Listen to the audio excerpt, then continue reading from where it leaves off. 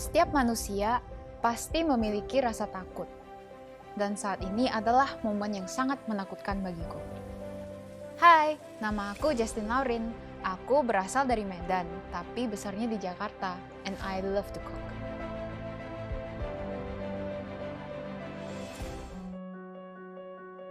Pertama kali yang benar-benar buat aku suka masak itu di saat aku pertama kali masak telur dadar untuk nenekku.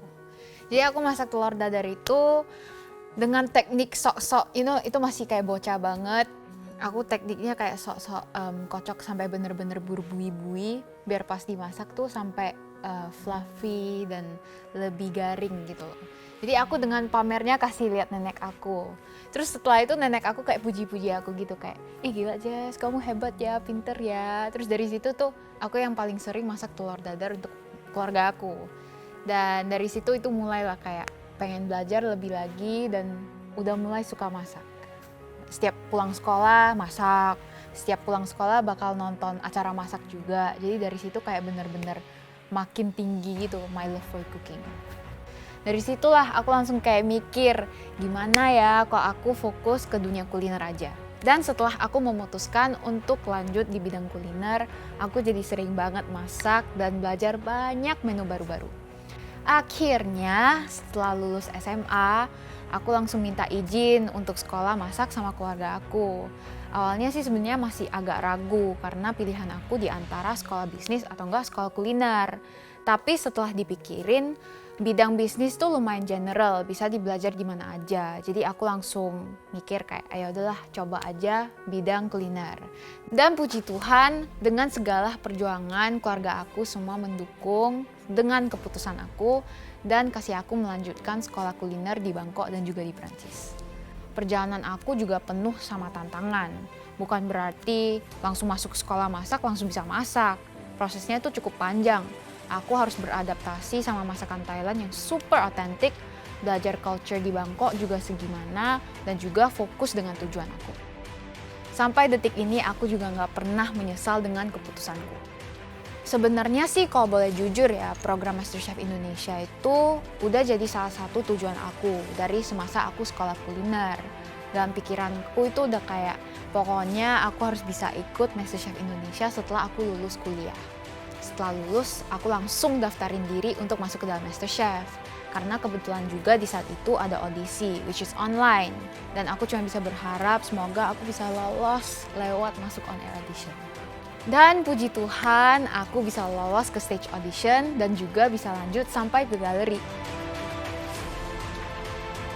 Bisa berada di MasterChef itu buat aku belajar banyak hal ya. Gimana kita bisa memanage waktu dengan baik dan juga menciptakan masakan yang bukan hanya enak, tapi juga sehat, balance, ada texture, banyak banget faktornya. Dan yang terpenting, gimana kita bisa menghidangkan sebuah masakan dari hati. Itu semua yang aku dapat dari MasterChef. Selama di karantina di MasterChef, mungkin yang paling berubah di diri aku tuh aku lebih mandiri. Kayak aku nggak ada orang tua aku nggak ada keluarga aku dan juga teman-temanku. Dan selama karantina juga gadget semua kan disita kan, jadi nggak bisa selalu kontak mereka di saat kita butuh. Di awal MasterChef tuh langsung mendapatkan vibe-nya yang bener-bener jago itu pastinya si Nadia dan juga Brian. Karena mereka berdua kan juga sekolah kuliner kan, sama kayak aku. Jadi dengan itu mereka juga banyak experience, udah pernah kerja, udah pernah traveling banyak juga. Jadi di saat itu aku udah kayak mikir mereka tuh yang paling jago di galeri. Setelah melihat semua saingan aku di kompetisi ini, langsung kayak minder banget, kayak aduh gua lumayan muda, masih belum banyak experience, jadi kayak minder dan jadinya tuh kayak setiap hari belajar. Bahkan sampai kayak awal-awal karantina tuh aku sama sekali nggak pernah bersosialisasi, aku selalu di kamar belajar terus, sampai Pak Adi ngomongin. Dia kayak bilang, dia sempet khawatir sama aku, kenapa ya ini anak selalu di kamar ya, nggak pernah mau keluar, giliran diajak nggak pernah mau. Jadi dia kayak setiap malam tuh suka ketok-ketokin pintu aku untuk lihat kalau aku nggak apa-apa gitu. Itu di saat pas awal-awal banget. Nadia, dia tuh kelihatan proper banget, tapi di belakang tuh dia sebenarnya kecil-kecil cabai rawit gitu loh. Kayak dia very tough, Dia juga very ekspresif juga sebenarnya. Dan dia tipe orangnya itu suka banget makan. Kecil-kecil tapi suka banget makan. Walaupun udah kenyang, dia masih makan, masih ngunyah. Pastinya banyak banget momen-momen di saat aku down. Di saat aku kayak pengen pulang. Di saat aku nanya diri sendiri kayak, ngapain sih gue di sini gitu. Tapi balik lagi kayak kita tuh selalu harus mikir kayak tujuan kita dari pertama tuh masuk MasterChef kenapa. Kita harus bener-bener mikirin terus, set that as our motivation, dan juga pastinya dari dukungan teman-teman dan juga keluarga.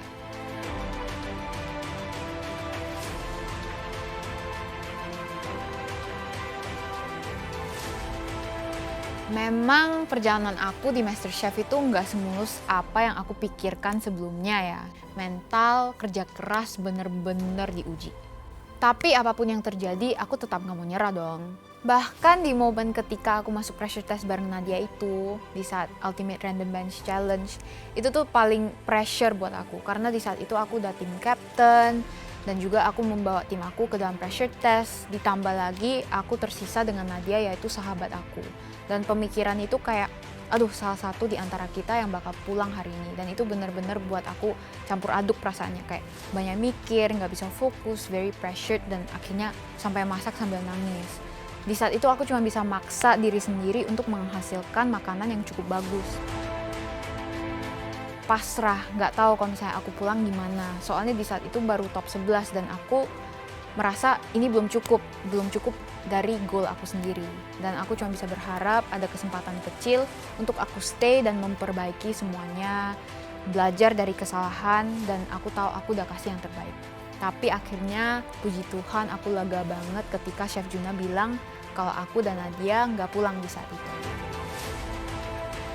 Impian aku itu pengen banget ada buku resep aku sendiri. Dan juga aku ingin ngembangin restoran nenek aku di sini juga.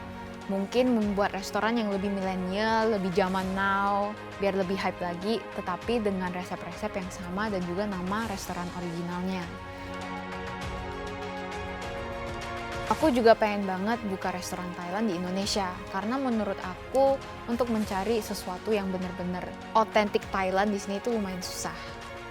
Dulu mungkin aku sempat ragu sih, bisa nggak sih seorang Jesslyn punya restoran sendiri? Tapi setelah pengalaman aku di MasterChef dan lihat bagaimana para juri push aku untuk terus yakin, percaya dengan kemampuan yang aku punya, dan semua challenge yang akhirnya aku bisa lewatin, semua hal itu buat aku jadi semakin yakin kalau aku masih bisa berkembang melebihi limit yang aku perkirakan. Dan sekarang saatnya nih, aku keluar dari zona nyaman dan memutuskan untuk meraih impianku. Keraguan untuk melangkah pasti ada, karena untuk meraih kesuksesan itu pasti nggak semudah yang kita rencanakan. Tapi aku yakin kesuksesan itu dapat kita raih jika kita bekerja keras. Jadi aku akan terus berusaha untuk berinovasi, mengembangkan bisnisku dan menjadi chef profesional bersama Aksa Mandiri dan Aksa. Karena dengan perlindungan dari Aksa Mandiri dan Aksa, aku jadi lebih fokus dan percaya diri untuk menggapai impianku. Dan menurut aku saat ini adalah permulaan. Di luar sana masih ada banyak hal-hal yang perlu digali untuk mencapai impianku. So, untuk kamu yang punya impian terpendam, jangan menyerah ya. Terus gapai dan berusaha semaksimal mungkin. Berikan yang terbaik, dan yang pasti jangan ragu untuk melangkah. You know my story, know you can.